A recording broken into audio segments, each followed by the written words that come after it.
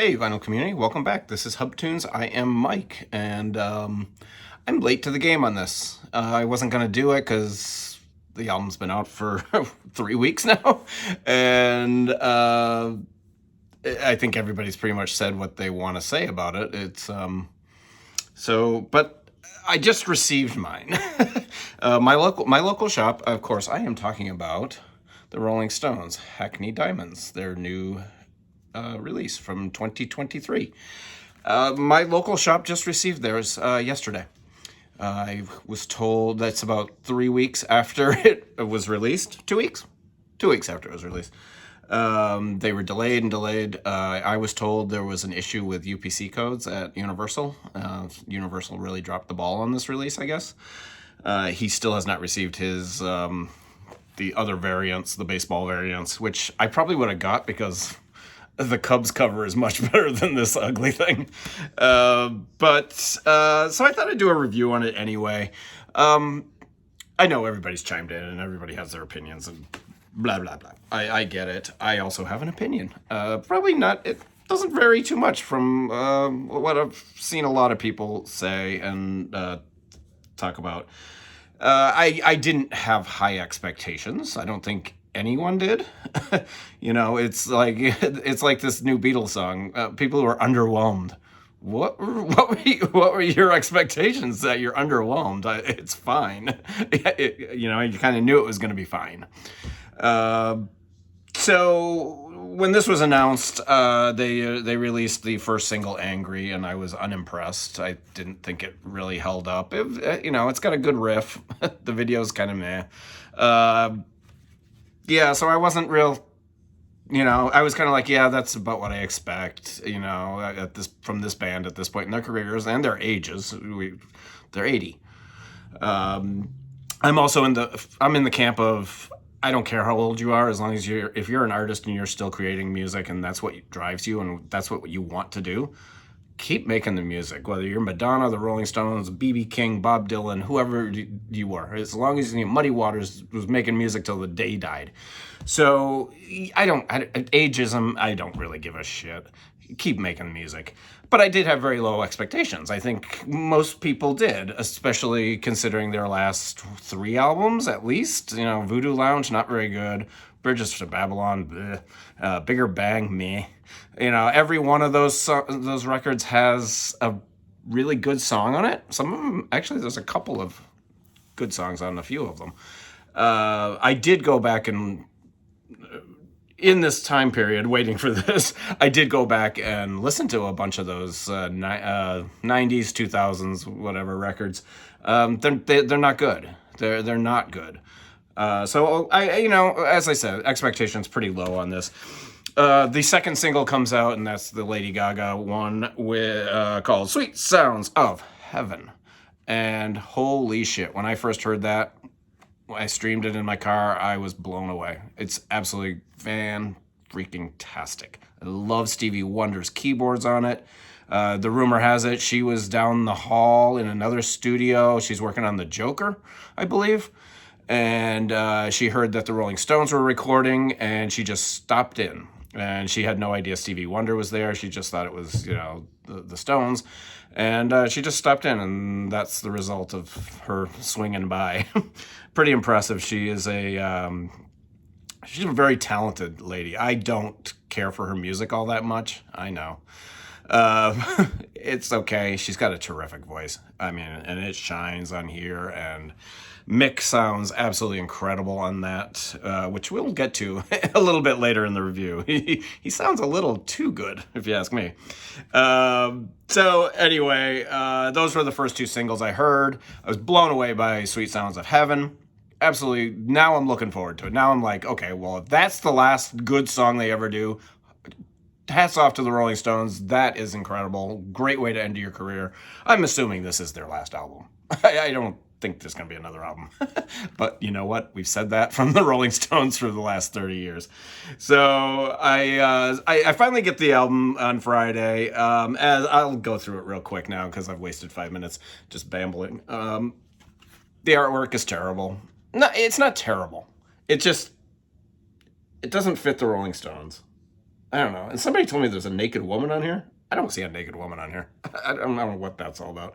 Um, it's it's not great, but neither is Bridges to Babylon. Voodoo Lounge isn't good either. I do like the cover of Bigger Bang. I think that's a really good cover. Of course, we can talk about the gatefold. That's the waste of paper. They didn't need to do that. They should have had just a picture of the three of them on the cover, or at least on the gatefold. If you're gonna do a gatefold, do a nice current photo of the three of them. Uh, I think that would have been much classier. The font is terrible. I think this has all been discussed, so I'm not gonna. Yeah, it's not good. Did come in a polyline sleeve, black polyline sleeve. I ended up getting the indie version because beggars can't be choosers. You take what you can get. Apparently, with this release. I'll go into the songs. So I put it on what I like to do before I even think about reviewing a record is I streamed this thing before the vinyl came out. I bet I streamed it 15, 20 times. And then I stopped for like a week. And then I went back to it. I have to take a break. I have to breathe. I have to, listen to other music. I went back. I listened to a few of the other Stones records.